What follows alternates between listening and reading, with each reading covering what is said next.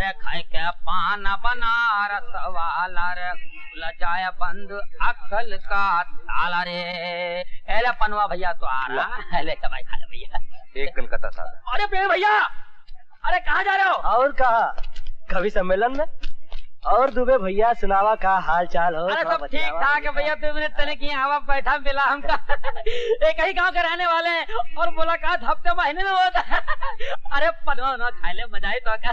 चला तो बना दिया भैया, एक बहुत दिन हो गए बनारसी पान नहीं खाया। ये तो कलकत्ता सादा कटरी सुपारी। हाँ ठीक है, पनवा खा ले भैया। और क्या हाल चाल हो? खतवदात है कि नहीं? खतैया आ रहा भैया, खतैया तो काम चला रहा। तो हर भाभी तो भैया थोड़ी तबीयत हरी कर। पनवा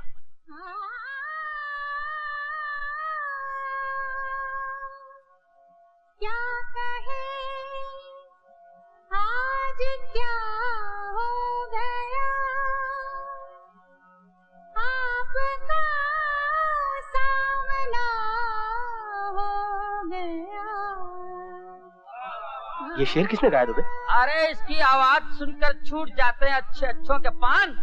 अरे नाम है लैला जान। सामने वाला कोठा है ना, चंद्राबाई का कोठा है, और उस कोठे की रौनक उसकी बिटिया लैला जान रे। हमारा यार मुझे पता करना है कि शेर कोठे तक कैसे पहुंच गया।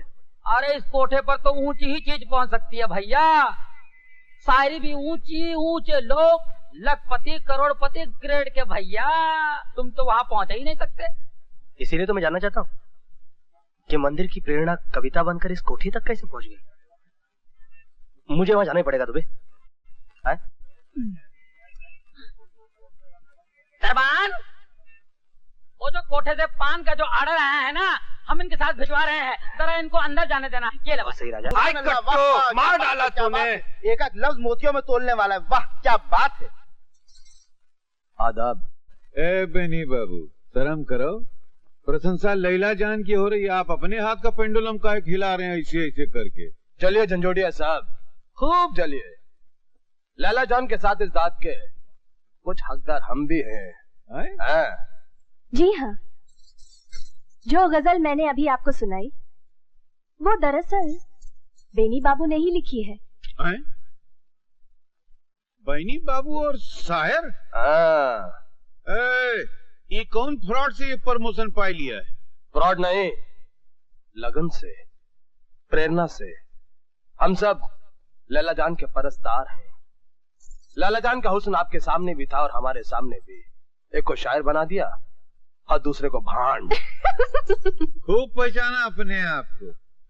तुम बने रहो भांड, शायर बन के हम दिखाएंगे। अरे कौन है? ओ दरबान जी, आप जग में बात पान पहुंचाने के बहाने ऊपर आया और यहाँ खा फोकट में आके सेकता। अरे नहीं, जब मैं आया था तब मुजरा शुरू हो गया था, इसलिए मैं रुक गया। अब मुजरा खत्म हो गया, अब मैं अंदर जाता हूँ। कि आप अपने मोटे जिस्म का गलत फायदा उठा रहे हैं। कभी कभी चींटी भी हाथी को भारी पड़ जाती है। मैं कह रहा हूँ आपसे, देखिए तमीज से बैठिए। क्या बात है भैया, ऊपर से ऐसे उतरे जैसे बिजली का करंट मारा हो। कल लैला जान से अखियां वखिया लड़ गए का? अरे नहीं दुबे भैया, ऊपर कोठे पर जाकर मेरे पैरों तले जमीन निकल गई।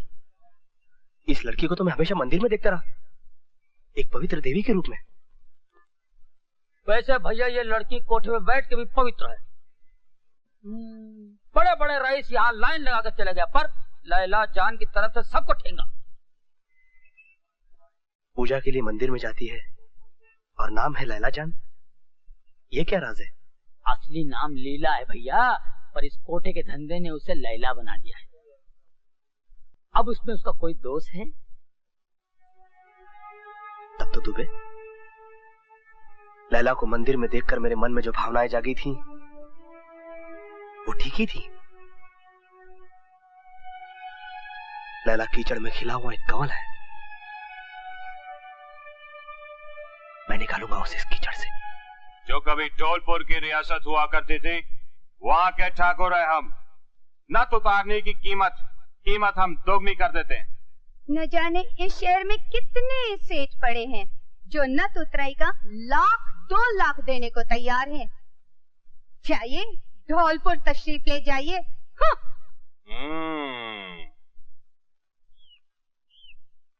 वो गजलें मेरी हैं, ये बात बताए बगैर भी मैं आपको उनके दिल से निकाल सकता हूँ।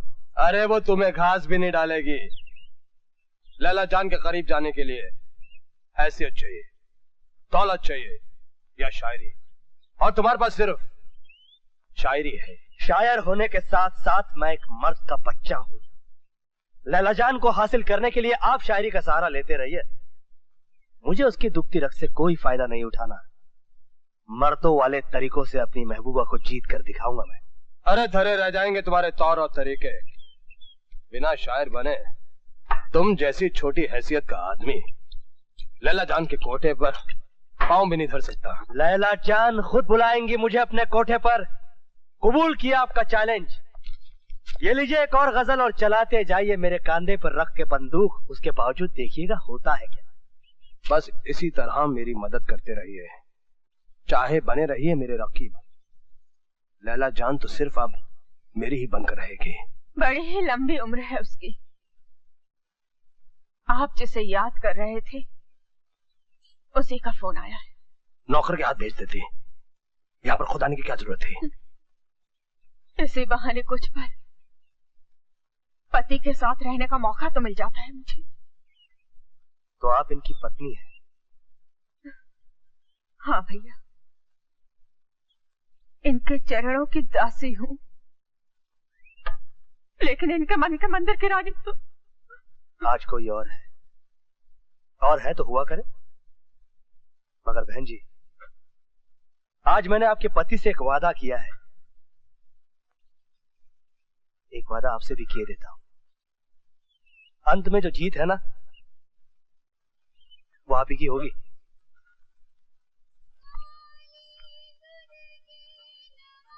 वो आ रही है। हाँ।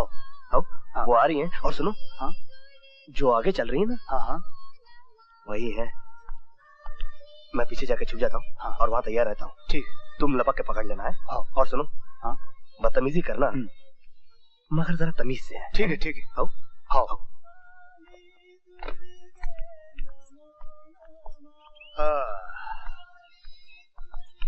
तौबा ये मतवाली चाल, झुक जाए फूलों की डाल। अरे साला, इसने तो गुस्से से देखा ही नहीं, ये तो खिल उठी।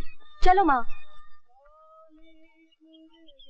अच्छा, शेर फेर को मारो गोली।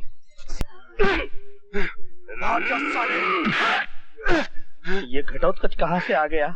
अबे ओए, छोकरी पे रंग जमाने तू किधर से अटपका? सौदा किसी और से पटेला है। चल फुट इधर से, चल फुट।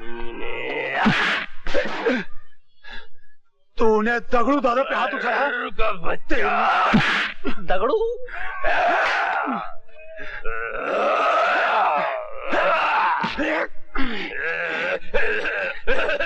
समझा?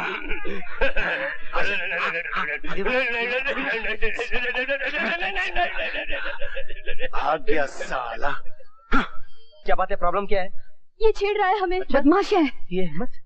तेरी ये हिम्मत? मैंने इंसान मंदिर में आके औरतों को छेड़ता है। जल्दी से भाग जा। इतनी जल्दी कैसे भाग जाऊं? चल बेटी, मंदिर में भाग चले।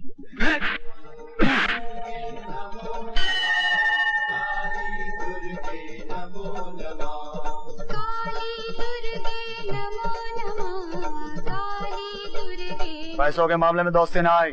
मेरे को ताबड़तोड़ चाहिए। अभी चाहिए। ये कौन सी जबान है भाई? 100।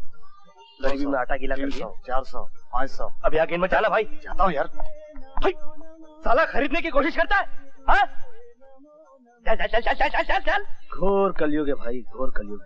क्या जमाना आ गया। आजकल ये लुच्चे और लफंगे मंदिरों और मठ में भी लड़कियों की ताक में आने लगे। बताइए। और इस लुच्चेपन में तुम्हारी भागीदारी भी लगती है। देखिए, बड़ी गलत बात कर रही हैं आप। अरे मैं तो इस मंदिर में अपने कामकाज के लिए प्रार्थना करने आता हूँ। और चढ़ावा चढ़ाते हो हुंडे को 100-100 के नोट। कैसे नोट? बनो मत, हमने अपनी आंखों से देखा है तुम्हें उसे नोट देते हुए। दे नहीं रहा था, लौटा रहा था मैं। वो मुझे 500 रुपए थमा रहा था कि भैया तुम मुझ पे भारी पड़ रहे हो, ये 500 रुपए पकड़ो और मेरा रास्ता साफ करो और मुझे लड़की पे हाथ साफ करने दो। सच कह रहे हो तुम? अरे झूठ बोलना तो मैंने 4 बरस की उम्र से ही छोड़ दिया। बचपन में मैंने एक बार झूठ बोला था तो मेरी बुआ ने मुझे गर्म सलाख से ऐसी जगह दाग दिया था कि मुझे बताते हुए भी आपको शर्म आ रही है। वो सब छोड़ो, फिर बताओ आगे क्या हुआ? आपने देखा नहीं कैसे हाथों हाथ और लातों लात लौटा दिया मैंने उसको। हाँ मगर वो जाते वक्त कह गया कि ठीक है बच्चों यहाँ तो बचा लिया, घर तो लौटेगी, अपन उसको रास्ते में घेरेगा। मैंने कहा कि भैया वो मेरी प्रॉब्लम नहीं है, मैं यहाँ पूजा करने आया, देखा कि एक अबला नारी तकलीफ में, उसको बचाना इंसानी फर्ज है, लड़ने में क्या हर्ज है। सुनिए, कहिए। माँ बेटे, हमारा दरबान भी भाग गया, तुम हमें घर तक पहुँचा दोगे? अब आप जिद्दी कर रही हैं तो चलिए छोड़ देता हूँ। कुछ काम वाम मिलेगा? ठीक है। उस्ताद जी आइए, ये है प्रेमी, मालकिन ने आज ही इन्हें नौकरी पे रखा है और अब ये आपके साथ इसी कमरे में रहेंगे। आदाब। जीते रहो बेटे।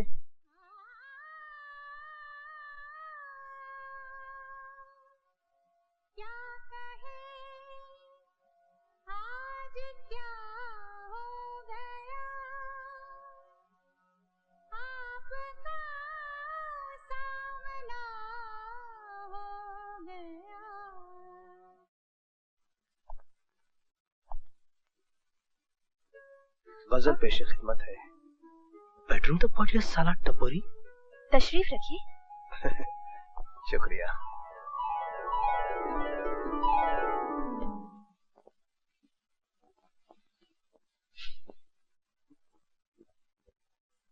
आप तो कमाल के शायर बन गए हैं बेनी बाबू। मुझे तुमने बनाया है शायर, कुछ दिनों में तुम मुझे दीवाना बना दोगे। आज तो ना बनिए दीवाने बेनी बाबू, मेरे बेडरूम तक आने की छूट आपको सिर्फ शायरी के लिए दी गई है, दीवानगी के लिए नहीं। तो अपने बेडरूम की लज्जतें भी मुझे सौंप दो जाने मन, मुंह मांगे दाम दूंगा। अपनी एक रात मुझे इनायत कर दो। एक रात? और बाकी रातें उनका क्या होगा? ये हुस्न और जवानी एक रात के लिए बेचकर जिस्म के व्यापार का एक सिक्का बन जाओ, भटकती रहूं मर्दों के वासना के बाजार में, आज इसके पास कल उसके पास। नहीं जाने मन, तुम किसी और की बनो, मैं कभी सह नहीं सकूंगा। तुम्हारी हर रात सिर्फ मेरे लिए होनी चाहिए। जिंदगी भर का सौदा कर लो मेरे साथ, मैं कोई भी कीमत चुकाने के लिए तैयार हूँ।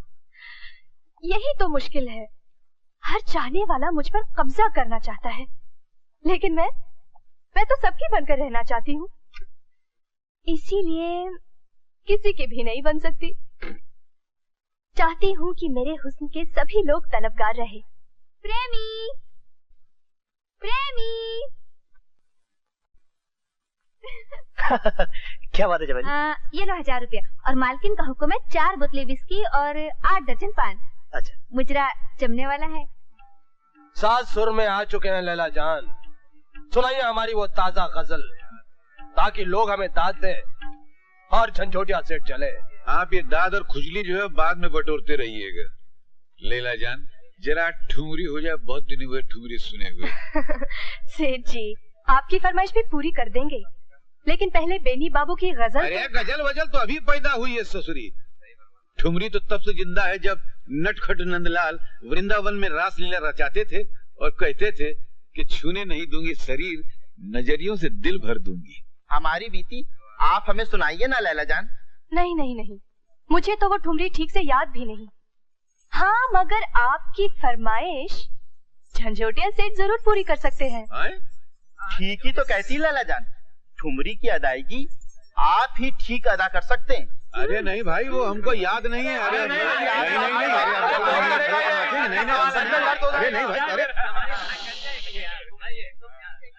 आज आपको हमारी फरमाइश तो पूरी करनी ही होगी।